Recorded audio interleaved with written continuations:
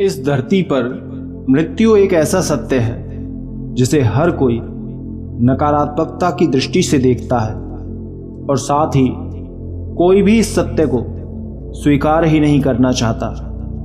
किंतु मृत्यु तो निश्चित है, एक दिन सबको आनी है। जब तक कोई प्राणी जीवित रहता है हम उसके साथ रहते हैं, उसकी खूब बढ़ाई करते हैं, लेकिन जब वही व्यक्ति मृत्यु को प्राप्त होता है हर कोई उससे घृणा करने लगता है, उसे नकारात्मक दृष्टि से देखने लगते हैं। हम ये नहीं कहते कि हर कोई इस तरह से सोचता है, किंतु अधिकतर लोग ऐसे होते हैं। लेकिन ये मनुष्य की एक सोच है और कुछ नहीं, जिसमें मृत्यु को एक नकारात्मक तरीके से देखा जाता है। किंतु ऐसा नहीं होना चाहिए। हम सबको इस सत्य को स्वीकार करना चाहिए, जो इस धरती पर जन्मा है वो एक दिन इस धरती से चला भी जाएगा। यही संसार का नियम है। दोस्तों, आज इसी पर हम आपको विस्तार में समझाएंगे, इसलिए आखिर तक ध्यान से सुनना और जो कुछ भी सीखोगे कमेंट में नमो बुद्धाय के साथ जरूर लिखना। इस विषय में एक कहानी है बुद्ध के जीवन की। ये उस समय की बात है जब बुद्ध धर्म प्रचार के लिए जगह जगह भ्रमण किया करते थे। इसी तरह एक बार एक नगर से धर्म प्रचार कर उस यात्रा से लौट रहे थे। उनके साथ उनके कुछ भिक्षु भी थे। वहां से लौटते समय आश्रम दूर था। वहां पहुंचने में अभी काफी समय था। सभी भिक्षु चलते चलते थक गए थे। तब महात्मा बुद्ध एक नगर में वृक्ष के पास रुक जाते हैं और अपने सभी भिक्षुओं से कहते हैं कि हमें कुछ देर यहीं रुककर विश्राम करना चाहिए। बुद्ध और उनके सभी भिक्षु उस वृक्ष के नीचे बैठ जाते हैं, किंतु तभी भिक्षुओं को कुछ दुर्गंध आने लगती है। दुर्गंध इतनी तेज थी कि भिक्षु उसे झेल नहीं पाते और तुरंत कपड़े से नाक बंद कर लेते हैं और कहते हैं कि ये कितनी बेकार दुर्गंध है, न जाने कहां से आ रही है तथागत। सभी भिक्षु इधर उधर देखने लगते हैं। तभी उनकी दृष्टि सामने रखे एक शव पर पड़ती है, जो कि शायद काफी दिनों से वहीं पर पड़ा हुआ था। उस शव को देख वो बुद्ध के पास जाते हैं और कहते हैं कि तथागत, ये दुर्गंध बहुत खराब है, हम यहाँ और नहीं रुक सकते। कृपया करके आप यहाँ से कहीं और चलें, हमें यहाँ कोई विश्राम नहीं करना है। बुद्ध उस समय वहां चुपचाप रहते हैं।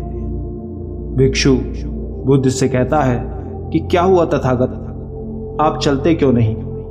बुद्ध उन भिक्षुओं की तरफ देख के कहते हैं कि किंतु क्यों, इस स्थान पर क्या दिक्कत है, क्या परेशानी है? यह भी विश्राम हेतु बिल्कुल सही है, उपयुक्त है। बुद्ध की बात सुन भिक्षु आश्चर्य से भर जाते हैं और कहता है कि ये आप क्या कह रहे हैं? क्या आपको ये दुर्गंध खराब नहीं लग रही तथागत? हमसे तो इस दुर्गंध में एक क्षण भी नहीं रुका जा रहा। विश्राम तो दूर की बात है, आप यहां से चलें। बुद्ध कहते हैं कि कैसी दुर्गंध? मुझे तो कोई दुर्गंध नहीं आ रही। भिक्षु कहते हैं कि क्या आपको वो शव नहीं दिख रहा, उसमें से दुर्गंध नहीं आ रही? बुद्ध कहते हैं कि नहीं, बल्कि मुझे तो इस शव को देखकर कुछ सौंदर्य ऐसा दिख रहा है।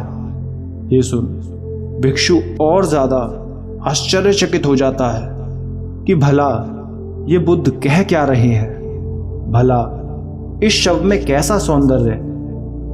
बुद्ध को ये हो क्या गया है, कैसी बातें कर रहे हैं? भला क्या शव में भी किसी तरह का सौंदर्य हो सकता है? भिक्षु बुद्ध से कहते हैं कि तथागत, आप कैसी बातें कर रहे हैं? हमें तो सिवाय दुर्गंध के कुछ भी नहीं दिख रहा। कृपया कर आप चले यहां से, कुछ भी सौंदर्य नहीं है। भिक्षु की बात सुन गौतम बुद्ध मुस्कुराने लगते हैं और कहते हैं कि तुमने मेरे प्रश्न का अब तक उत्तर नहीं दिया है वत्स, कि इस शव में क्या तुम्हें सौंदर्य नजर आ रहा है? अब भिक्षु बिल्कुल चिढ़ जाता है और चिढ़कर बुद्ध से कहता है कि जीवन में सौंदर्य तब तक ही होता है जब ये जीवन रहता है। जिस दिन प्राण निकल जाते हैं उस दिन ना तो कोई सौंदर्य रहता है और ना ही कुछ बचता है, सब खत्म हो जाता है। फिर भला इस मृत देह में क्या हो सकता है? भिक्षु की बात सुन बुद्ध अपने सभी भिक्षुओं से कहते हैं कि आप सभी एक बार इस शव की तरफ देखें। सभी भिक्षु उस तरफ देखने लगते हैं। तब बुद्ध कहते हैं कि ये जो व्यक्ति जिसका शव यहाँ पे इस तरह पड़ा हुआ है, कभी ये भी हम सबके समान जीवित होगा। ये भी हमारी तरह एक सामान्य जीवन जिया होगा, खुशी दुख सब देखा होगा। इसकी भी दंत पंक्तियां अद्वितीय रही होंगी। मृत्यु के बाद भी इसके दांत देखकर यही साबित होता है। भिक्षु पूछता है कि आप कहना क्या चाहते हैं तथागत? हम समझ नहीं पा रहे। तब महात्मा बुद्ध कहते हैं कि जब ये सब गुण हम जीवित व्यक्ति में देखकर हम घृणा नहीं करते, तो एक मृत व्यक्ति को देखकर, एक मृत शरीर को देखकर भला क्यों करते हैं? यदि एक जीवित प्राणी में खूबसूरती हो सकती है तो एक मृत शरीर में यह हो सकता है। हमें कभी किसी चीज से घृणा नहीं करनी चाहिए।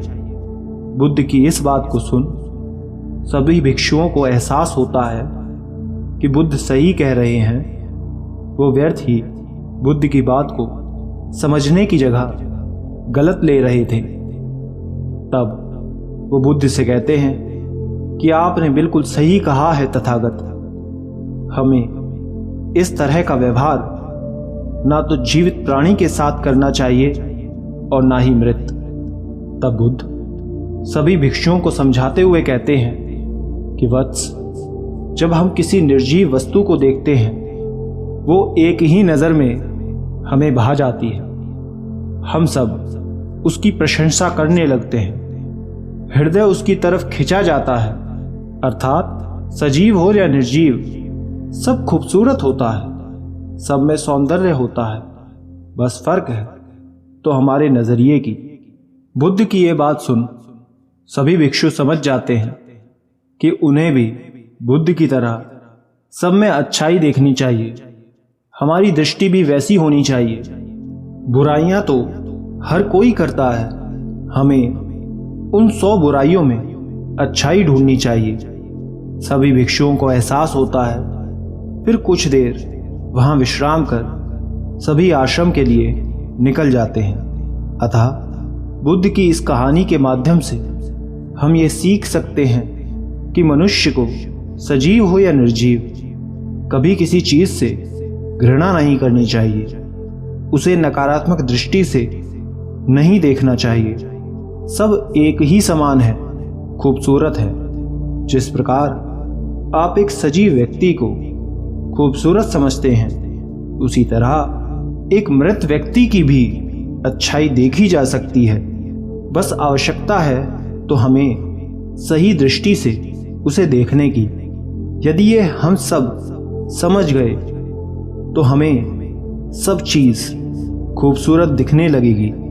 व्यक्ति की सोच और नजरिया दोनों यही होना चाहिए, तभी आपको सब सही लगेगा।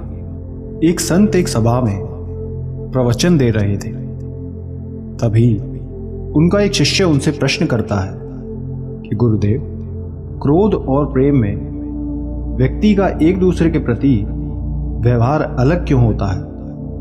ऐसा क्या फर्क है दोनों में? तब संत कहते हैं कि जब दो लोग प्रेम में होते हैं तो एक दूसरे के करीब आते हैं, लेकिन वहीं जब क्रोध में होते हैं तो उनके बीच की दूरी बढ़ती है। शिष्य पूछता है कि वो कैसे गुरुदेव? तब संत कहते हैं कि इसका उत्तर मैं एक कहानी से समझाता हूं। दोस्तों, जो भी आप सीखोगे उसे 2 शब्दों में कमेंट में जरूर लिखना और साथ ही नमो बुद्धाय भी जरूर लिखना। एक बार एक साधु एक नदी किनारे कुटिया बनाकर अपने शिष्यों के साथ रह रहे थे। वो प्रतिदिन वहीं पर अपने शिष्यों को शिक्षा देते थे। उस नदी के पास ही एक गांव भी था। उस गांव के लोग अक्सर उस नदी किनारे पानी भरने आया करते थे। एक बार सुबह सुबह का समय था। साधु स्नान करके लौट रहे थे। तभी उनकी कुटिया के सामने से कुछ लोग गुजरते हैं। वो लोग आपस में झगड़ा कर रहे थे। किसी बात को लेकर उनके बीच में मनमुटाव हो रखा था। साधु उन्हें देख अपने स्थान पर आकर बैठ जाते हैं। उनके शिष्य भी उपदेश सुनने आते और अपने स्थान पर बैठ जाते। साधु उपदेश देते समय अपने शिष्यों से कहते हैं कि आप सभी मेरे एक प्रश्न का उत्तर दें। शिष्य पूछते हैं कि क्या प्रश्न है गुरुदेव? तब साधु कहते हैं कि ये बताएं, जब 2 लोगों के बीच किसी बात को लेकर विवाद होता है तब वो क्रोधित होकर क्यों एक दूसरे पर जोर से चिल्लाते हैं? इसका कारण क्या है?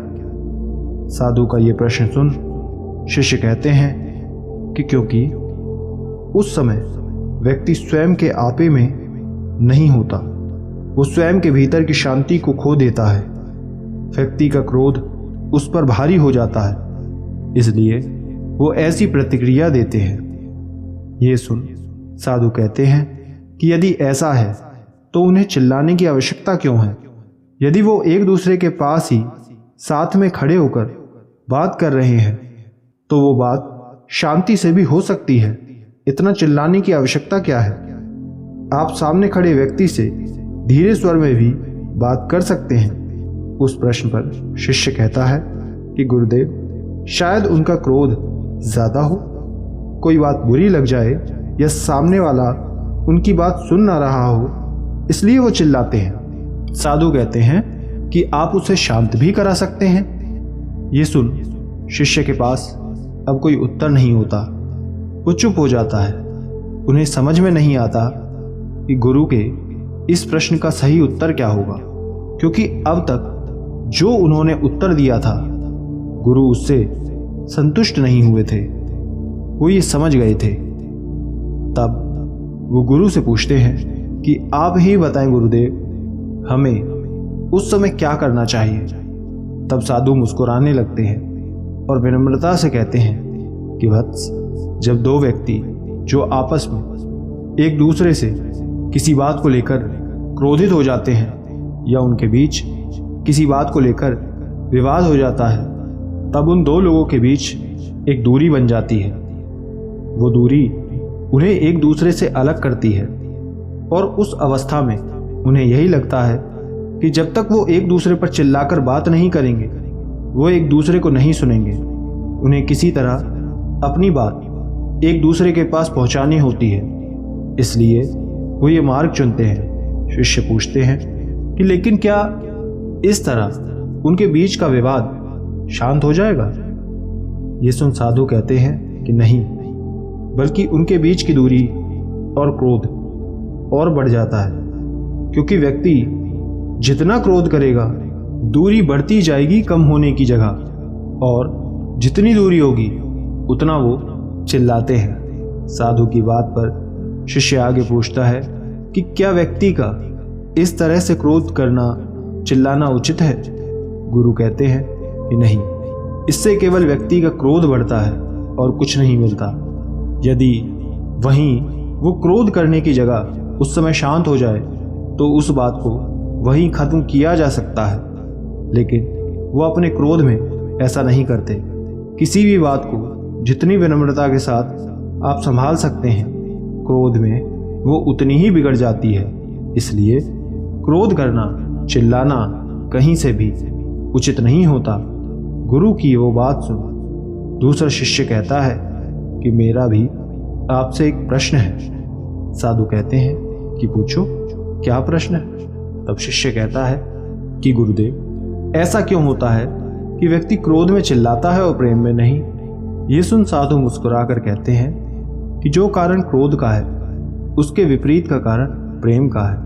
अर्थात जब दो लोग प्रेम में होते हैं और शांत और धीरे स्वर में एक दूसरे से बात करते हैं, तब वो एक दूसरे के करीब आते हैं और उनके बीच की दूरी खत्म हो जाती है। वो एक दूसरे को सुनना पसंद करते हैं। यही कारण है कि वो तब प्रेम से धीरे बात करते हैं, न कि चिल्लाते हुए। शिष्य पूछता है कि यदि ये प्रेम बढ़ जाए तब गुरुजी कहते हैं कि उस परिस्थिति में वो लोग एक दूसरे से कुछ बोलते नहीं हैं। वे सिर्फ एक दूसरे की तरफ देखते हैं और सामने वाले की बात समझ जाते हैं कि वो हमसे कहना क्या चाहते हैं। साधु आगे उन्हें समझाते हुए कहते हैं कि क्रोध में हम एक दूसरे से दूर रहना पसंद करते हैं, लेकिन वहीं प्रेम हमें एक दूसरे के करीब लेकर आता है। यही अंतर है बस।